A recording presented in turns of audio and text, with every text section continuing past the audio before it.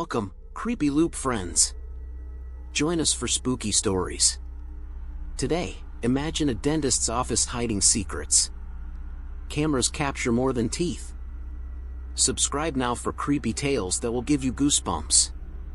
So, let's start. My buddy John just started his own law firm. It was pretty cool because he got a really big case, but he didn't have enough stuff to handle it all. The case was about a company that takes care of buildings and a little shopping area with stores. Some of those shops deal with secret papers from their customers. The person suing said the building company went into their place without asking, after work hours, and looked at or used secret info. They didn't really explain what bad stuff the company did with the info. I thought maybe some people just got mad that the building company went into their offices and hoped they could get more money from them. John had to go through tons of emails and money papers. He also got videos from cameras the building company gave him. But there were so many hours of video, and John couldn't watch it all before the trial. Here's where my friends and I come in. We're lawyers without jobs right now. John knew 5 of us, and luckily, the person suing was willing to pay us. If we could show that the building company looked at just one secret paper, it would be like hitting the jackpot and they would have to pay a lot of money. There were 5 offices with secret places, so each of us took one and watched the videos. John didn't join us so we could help him out with money and he could focus on his real work. The time when the supposed bad stuff happened was at night, but not all offices closed at the same time. Like, the tax guy in Suite 3 kept his office open late from January to April 15th because he had lots of work during tax season. The cameras worked in a special way. From 9 a.m. to 7 p.m., when businesses were open, the cameras were turned off to save space and keep things private. But after 7 p.m., they turned on if they sensed any movement. This caused a problem in the lawsuit because some offices were still open at night, and the cameras might catch secret stuff. All the videos covered about 5 years, but there were only a few hundred hours of actual filming because the cameras didn't run all the time. Each office suite had 3 cameras. To make it easier for me and the others checking the videos, we each got assigned to a suite. I got Suite 5, the corner office in the strip. It was a doctor's office with a camera at the front desk, one in the checkup room, which seemed weird until someone said the equipment there was valuable, and one in the room where they keep records. The office was set up so the front desk was in the front of the building, with a door leading to the parking lot.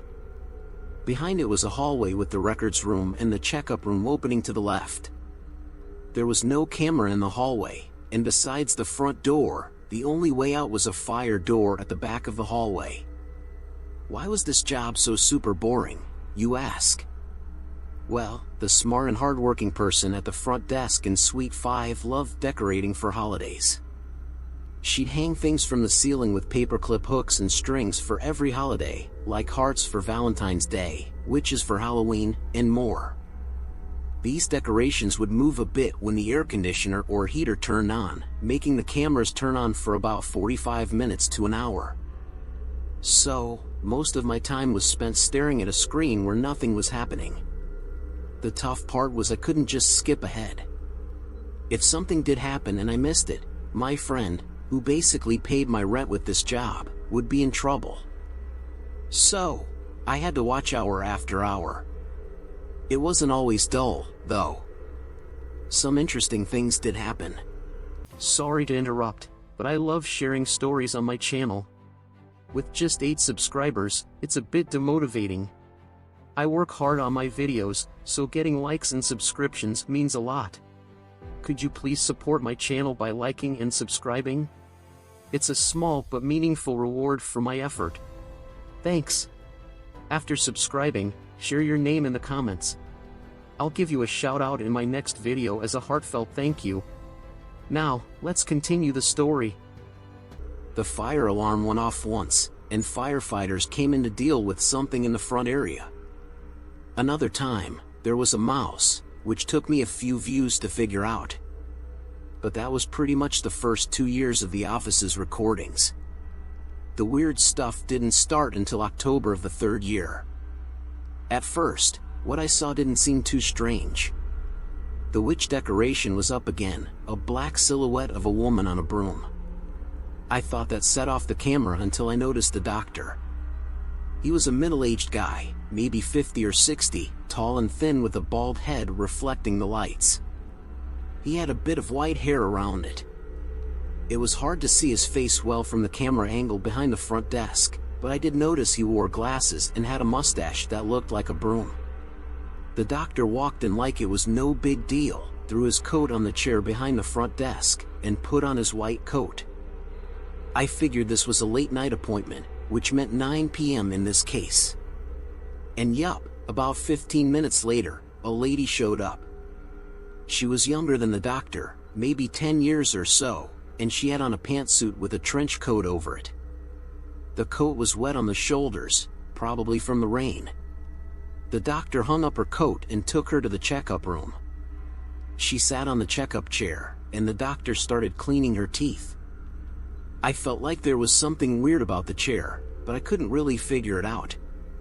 Two things happened during this that should have seemed strange. First, there was no hygienist.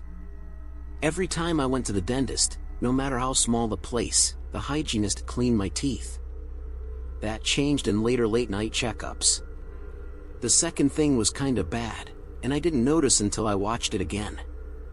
The doctor, sitting on a short stool while working in the lady's mouth, kept rubbing the front of his pants. Besides being really gross, it was totally inappropriate. But because the stool was low, and the lady was looking up at the ceiling, plus the bright light in her face, she didn't seem to notice anything wrong. After finishing the checkup and cleaning, he showed the lady out of the office. It took him longer than usual to come back to the checkup room. I didn't even notice this the first or second time I watched, but I wonder what he did during that time. I think, but I'm not sure, that he let someone in through the back door. And I think, but I'm not sure, that the person stood at the door of the checkup room watching. He came back to the checkup room and cleaned up the tools and equipment. It was while he was doing this that I first noticed something strange about the doctor. As he carefully put away his tools, he stopped at the Dental Explorer, that hook-shaped metal thing dentists use to poke around in your teeth. He held it close to his face, eyes closed, and seemed to be smelling it. When I watched it again later, I noticed he was rubbing the front of his pants again. I wrote down what happened in my notes. Part of my job was making notes for my friend to check, but I didn't think much of it. I kept watching hour after hour of video. Not much happened for the next few months, just the occasional moving decoration.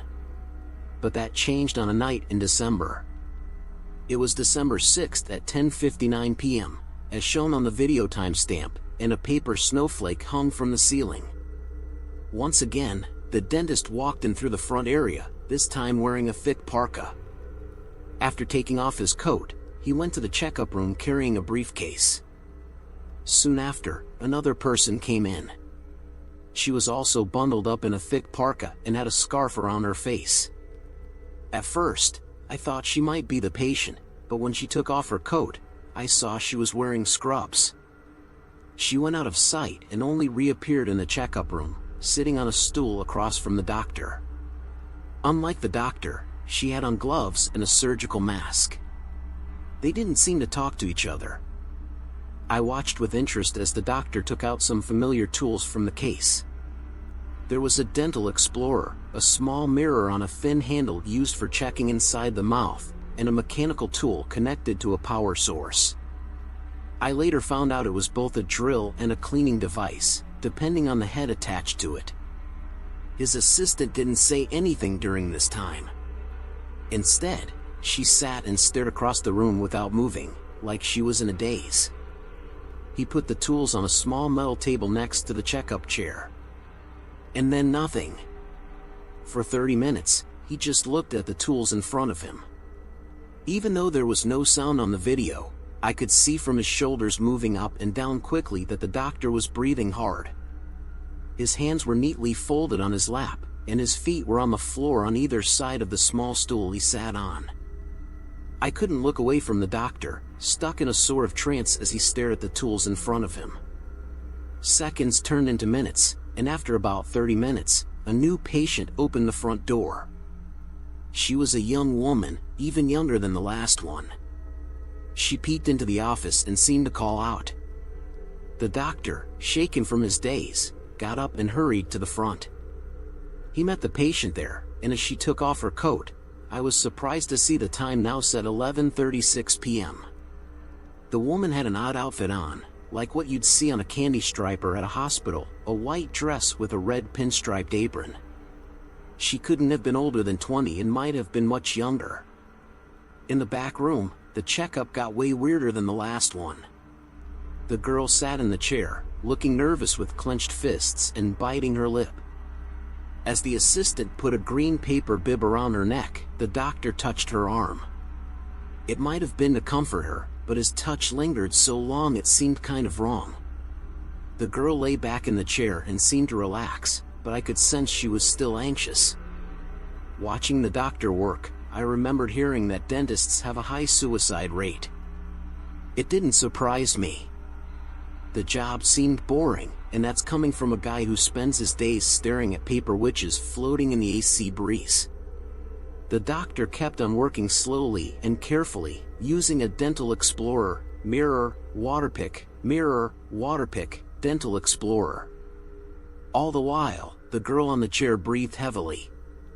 As the doctor cleaned her teeth, he leaned in closer and closer, until his face was super close to the girl's. I noticed he was breathing heavily too, and sometimes licking his lips. It was a hungry and kind of creepy look. The assistant didn't react at all. I was paying extra attention to this checkup. It was not only really weird, but also one of the few interesting things in all the hours of video I had watched. I revisited this video a few times in the next weeks, but it never made me feel the same way again. During that first watch, two things made my hair stand on end and my throat tighten with fear. First, I saw the dentist put his left hand on the girl's stomach.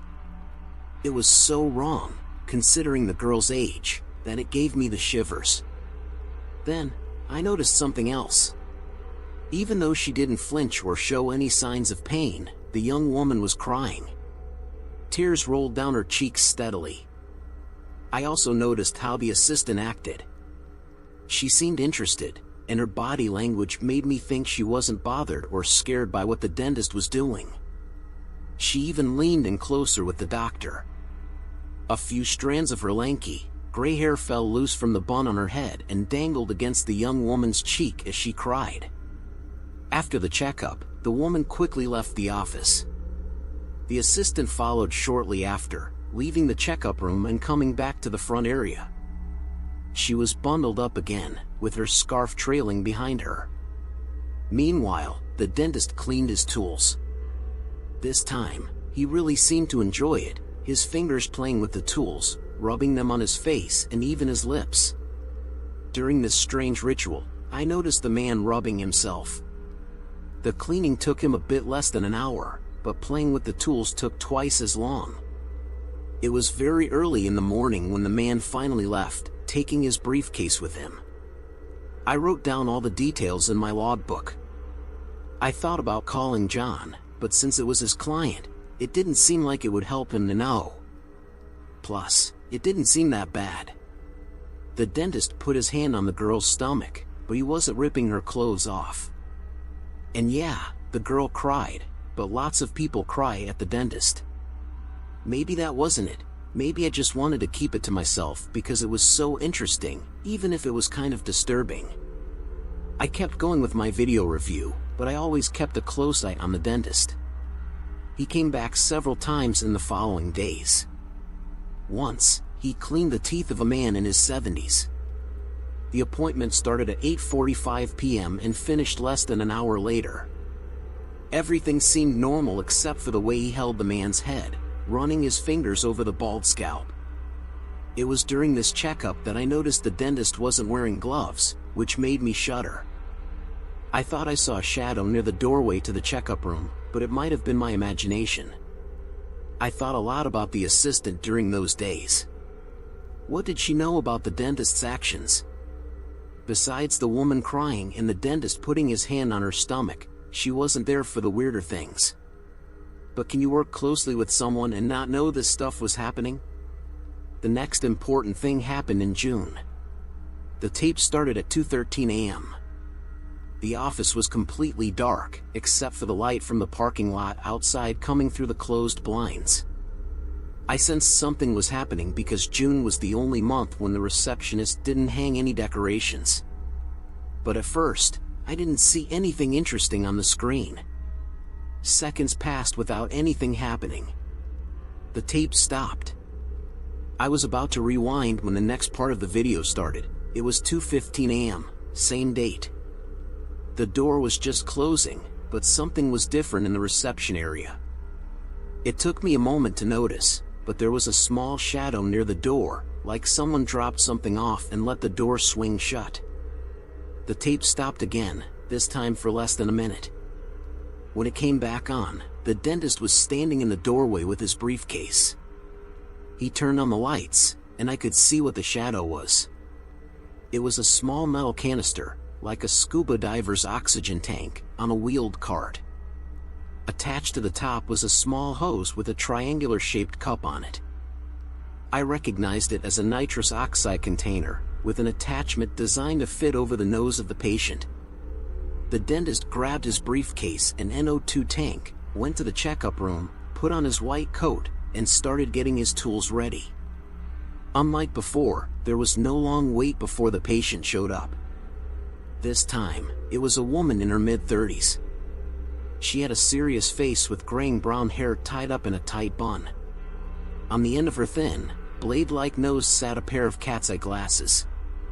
She didn't wait for the dentist to greet her but quickly went behind the reception desk, only to reappear a moment later in the checkup room.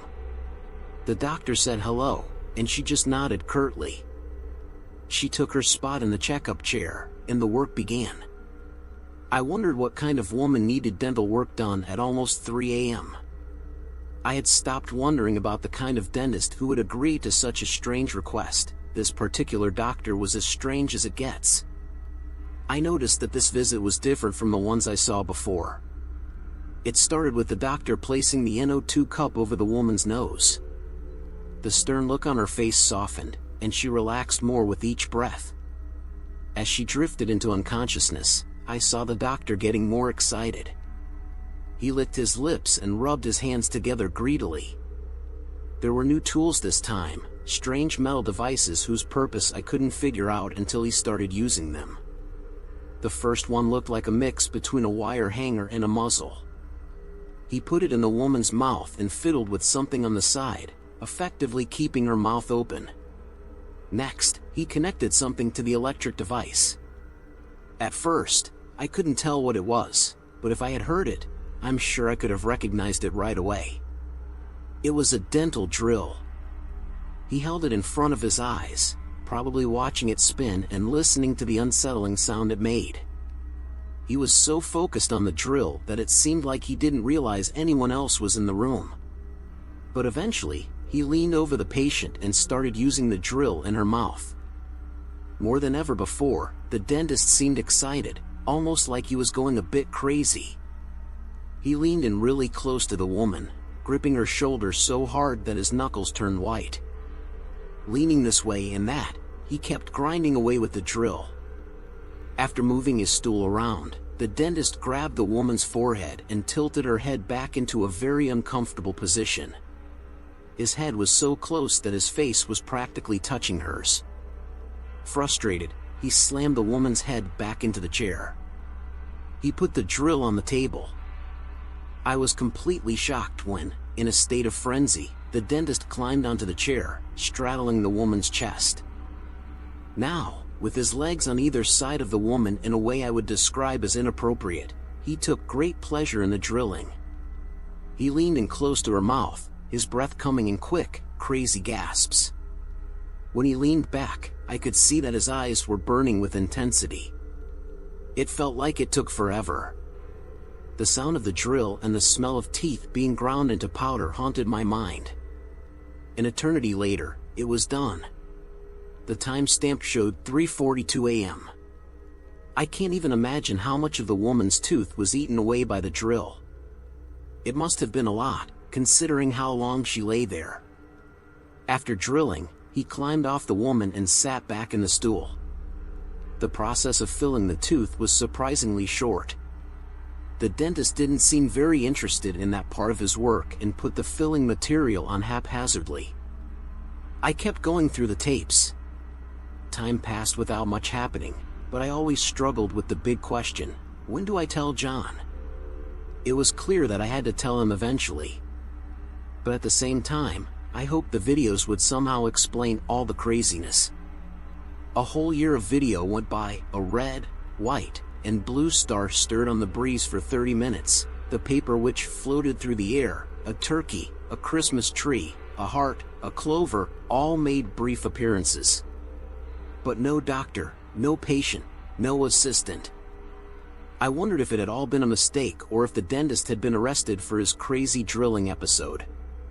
On September 28th, at 12:01 a.m., the timestamp showed the doctor walking in with his assistant. He wheeled in his NO2 container and had his briefcase in hand. The assistant wore a light jacket and had a scarf wrapped around her face again.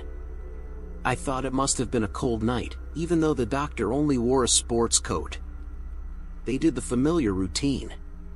The doctor put on his white coat and went into the hallway, coming back to the examination room a moment later. The assistant disappeared behind reception for a much longer time, only coming into the examination room once she was dressed in scrubs, gloves, and a surgical mask. The person who came in was a man, about my age, with a thick beard. He wore a baseball cap that partially covered his face. He hesitated by the door and then called out. In the back room, the dentist's head turned toward the door, and he grinned. He must have called out too, because the man in reception walked toward the exam room. I could tell by the guy's body language that he was nervous. Normally, this would have been perfectly normal, but given what I knew about the doctor, it seemed even more appropriate. I wished I could have yelled at the guy to get out, but there was nothing I could do. He took a seat in the chair, his feet fidgeting against the floor. The doctor exchanged some words with him, but the assistant just sat there, looking towards the door, saying nothing and seeming like she was in a trance. The young man removed the cap and put it on the floor next to him. That's when I realized I knew who it was. I'd never seen John with a beard before. I never knew he wore facial hair at all. The tape was from a year or so before I met him, but once the cap was off, I was sure it was him. He lay back in the chair, and the dentist put the NO2 over his nose. My stomach felt queasy with fear. The dentist's eyes showed a kind of crazy excitement, a more intense madness than I had ever seen. He wore the grin of a madman on his face. He used the tool to prop John's mouth open. This time, though, he didn't get right to work. Instead, he seemed to enjoy the moment, running his fingers over John's lips, resting his palm on John's chest. He even stole a glance at the hygienist, who continued to look on with a bored expression in her eyes. The dentist leaned his face close to John's, his nose just over his mouth, and seemed to sniff John's breath with some relish. I hadn't noticed at the time, as I was too distracted staring at the hygienist, but there was a new tool on the dentist's table. There might be a fancy medical term for it, something efficient and scientific, but I don't know it. The tool the dentist picked up can only be described as a pair of pliers. Now the hygienist moved around to the head of the chair as the dentist stood and held the pliers up to the light, examining them carefully. She gripped John's head between her gloved hands as the doctor leaned down and began to work the pliers into John's mouth. There was craziness in the way the dentist worked, a kind of rudeness in how his free hand rubbed up and down John's chest. He would sometimes pause in his work to look up at the hygienist with a wanting, needy expression on his face. But she stayed neutral the whole time. The dentist's work got more intense. He twisted and yanked with the pliers, sometimes hard enough to lift John's head off the padded chair. The hygienist responded by holding him tighter, her hands curling into fists in John's hair, pulling him back down against the doctor's forceful tugs. The dentist threw his leg over John, straddling him like he did with the previous patient. This time it was even more inappropriate, more disgusting as the man moved his hips ever so slightly. The hygienist's eyes widened, and she leaned over John's head until her face was close to the doctor's. He leaned his own face toward hers, his lips puckered, but then he stopped short and pulled back. Instead, he pressed his lips to John's forehead before giving one final yank of the pliers. Blood streamed down John's chin, wiped up by the hygienist. The dentist, in the meantime, held the bloody tooth up in front of his eyes, like it was a trophy. His mouth hung open, his tongue hanging out to the side. He looked like a wild animal. I paused the video, deciding that I could wait no longer to contact John. Did he have any idea what his dentist had done to him? He couldn't have. He never would have let me review these tapes if he had even the slightest clue that this bizarre, invasive assault had taken place. I punched his number, and he picked up on the third ring. "John," I began, how's it going?" "Fine." "You?" he replied. "Okay." I didn't know where to start or how to begin. "So, I'm still working on this video review," I said. He perked right up. "Did you see something good? Was VCH in there after hours?" VCH was the management company. I had almost forgotten about them. "No, nothing yet. I have a question for you, though." I was staring at the paused video on my computer, showing the dentist holding up the tooth to the light, a look of crazy excitement in his eyes as John bled in the background. "Did you ever go to this doctor?" "Why would I?" he asked, confused. "Well, maybe you needed dental work," I suggested. "What are you talking about?" he asked. "There's no dental office in the building. That's an OBGYN." I froze. The chair. I remembered thinking there was something weird about it. When John told me it was an OBGYN, I realized just what that weirdness was. At the foot of the chair were two metal pieces. I noticed them right away but never really thought to question what they were for. Now it seemed obvious. They were stirrups. I mumbled something to John about being confused and thanked him for his time. Turning back to the video, I pressed play. The dentist lurched back into motion. He took several deep breaths, his chest rising and falling. The hygienist, too, was panting, causing her mask to puff out and draw in against her face over and over again. The dentist ran the bloody tooth over his lips, and the crimson blood made it look as though the man were wearing lipstick. He even ran his tongue over the tooth, cleaning the last bit of red from its surface. The hygienist was staring at the tooth, looking hungry and eager. The doctor smiled at her and nodded. She dropped John's head, and it bounced against the chair. Reaching up to her face, she slipped her fingers under the edges of the surgical mask and pulled it down. What it revealed was an unspeakable horror. Her mouth, if it had ever been something that could accurately be described as a mouth, was a ruined abomination. A mockery of the very core concept of a mouth. There were no lips, only a rotting hole of blackened, diseased flesh riddled with sores that oozed pus. This thing, this monster, had no teeth, only black gums and bits of exposed, jagged jaw. Her tongue was a round, searching thing in the cavernous, unclosing mouth. The dentist smiled at her, lovingly, and held the tooth and the pliers next to the ghastly hole of this thing's mouth. She looked eager, as a puppy looks when offered a treat. Her tongue shot out, reaching for the tooth. After a moment of teasing, the doctor dropped the tooth into the monster's mouth where it disappeared forever. What the dentist and hygienist did next was indescribably perverse, a horror that haunts me to this day. It took them the better part of an hour to complete. They straightened themselves up once their disgusting act was concluded. The hygienist monster thankfully put the mask back on and removed the NO2 from John's nose. He got up, groggy but seeming to be of his right mind, and left. The dentist and hygienist followed soon after. I was so disturbed by this, so frightened, that I spent the rest of the day sitting in my chair in front of my computer, staring blankly into space. I still had another 6 hours of video to watch, but I was too anxious to continue. I decided I should learn some more about this place and the other people in the video before I watched any more. I found out that the office actually belonged to a woman named Dr. Svetlana Yagnanok, MD. She'd been working there for more than a decade and never had a partner, nor did she ever rent the office out to any other doctors, especially not dentists.